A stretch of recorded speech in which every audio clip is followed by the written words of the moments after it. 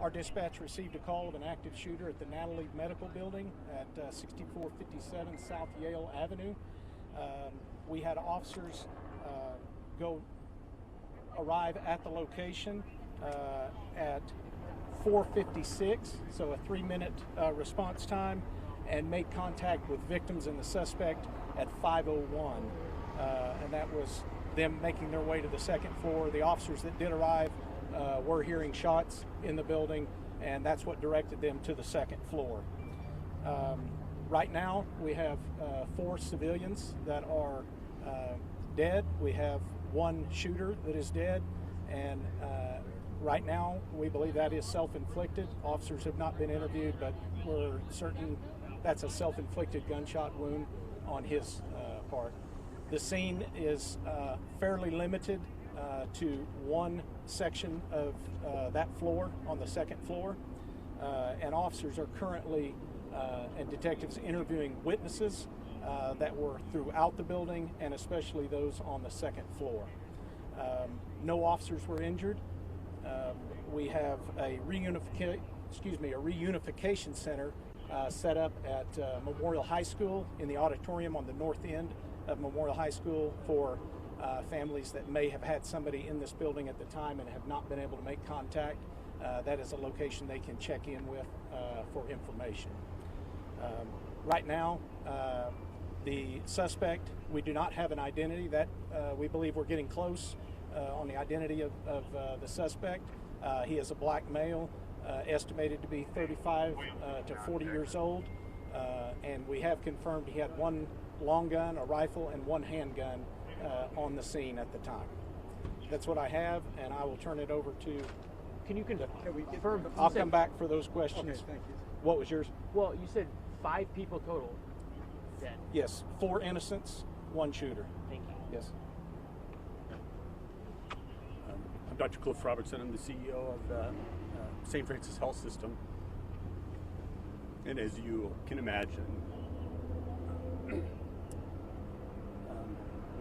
we're an organization that believes in the power of prayer, and there is nothing more this community could do for us than to pray for the families and the loved ones and the victims of this senseless act. I can't stand here and not thank the first responders in this city. I mean, look around us. The response has been incredible, and I don't know that I've truly understood just how important our first responders can be and are every day.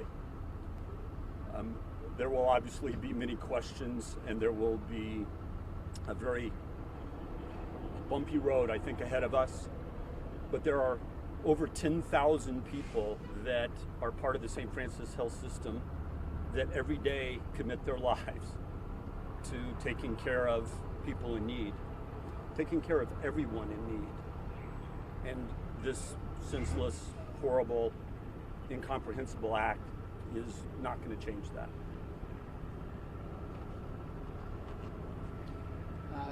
I want to start by echoing Dr. Robertson's comments. This campus is sacred ground for our community.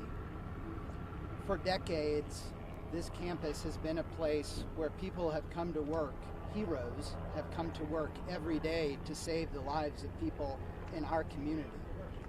Just in the last few years, in the greatest public health crisis that our city has ever had to face, this has been the facility more than any other that has worked to save the lives of people in this city.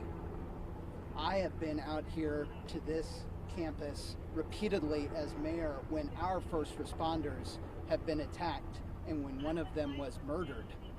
And it was the people who worked at this campus who were there for them.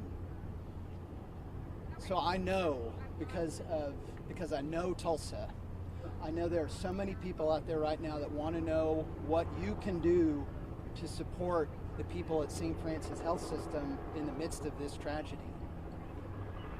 I don't have one thing for you right now. I would ask for you to think about what the St. Francis Health System and the people that work there mean to our community, what they mean to you and your family and your neighbors, the heroes who protect you.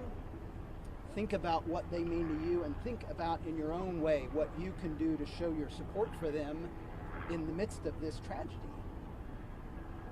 I also want to express our community's profound gratitude for the broad range of first responders who did not hesitate today to respond to this act of violence. Men and women of the Tulsa Police Department did not hesitate. And when you look around today, you see personnel from federal law enforcement, the Tulsa County Sheriff's Office, the Oklahoma Highway Patrol, the Tulsa Fire Department, EMSA. They are all here to provide the support and their own skill set that they can bring to support the people who work on this campus. And all of us in Tulsa have a responsibility to do the same. Thank you. We'll turn it back to Chief Daglish for any questions that you might have. Mayor, while you're up there, could we get your response? I mean, we're now in a club of cities that had to deal with something like this. What is your response to what happened here? Right now, my thoughts are with the victims in here, many of whose families don't even know about this yet. So if we want to have a policy discussion, that is something to be had in the future, but not tonight. Not tonight. Do we know if the victims were employees of the hospital or patients? From what we do know, it could be a combination both of employees and visitors. Do we know if he was a patient? We do not. With everything that's happened recently, was he wearing body armor? Not that I'm aware of. That has not been mentioned. Chief, you said he had two weapons with him, a pistol of some sort and a long gun. Do we know which weapon or both weapons? What did he use, or do we know that yet? It appears both weapons at one point or another were fired on the scene. Do we have any reason to believe he was targeting anybody specifically? We don't have that yet. Investigators, the building not long before we came down here was officially secured, and homicide and crime scene detectives were just making their way in. So all of the investigation and investigative portions and those types of questions are just getting looked into right now. Can you talk about what's on that second floor? I don't have the.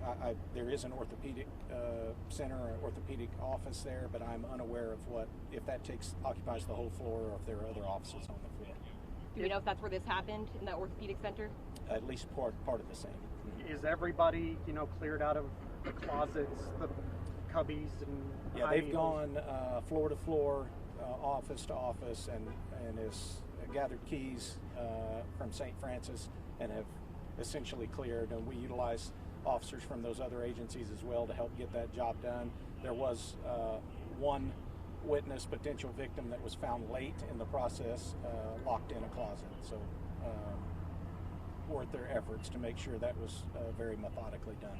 How long was this shooter active from the first shot to him inflicting a wound on himself? There was a 3-minute response, so I don't know how long the call took to come in, but it appears as though the whole thing was a 4-minute or so time span from the time it came in to the time officers made contact, 4 to 5 minutes. And all the gunfire occurred in that same area on the second floor, as far as we know? The best we believe right now. Do we know who called? I do not. After everything that happened last week, was active shooter training refreshed on y'all's mind? And this was just almost second nature for you? Yeah, I think that's probably fresh on everyone's minds. I will say Tulsa revisits that topic regularly. So I was very happy with what we know so far regarding the response of our officers. And as the mayor mentioned, the citizens of Tulsa, I think, should be proud.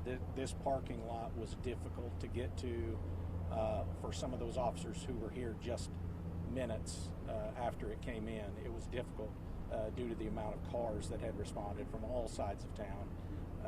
And then federal agencies. I believe every federal agency is represented here. Light Horse are here. I've been contacted by surrounding sheriff's offices, Sheriff Regalado, Sheriff Chris Elliott, offering to help cover calls for service while we dealt with the scene. So the response, I cannot overstate how proud I am of the area response to this incident. Do you believe he acted alone?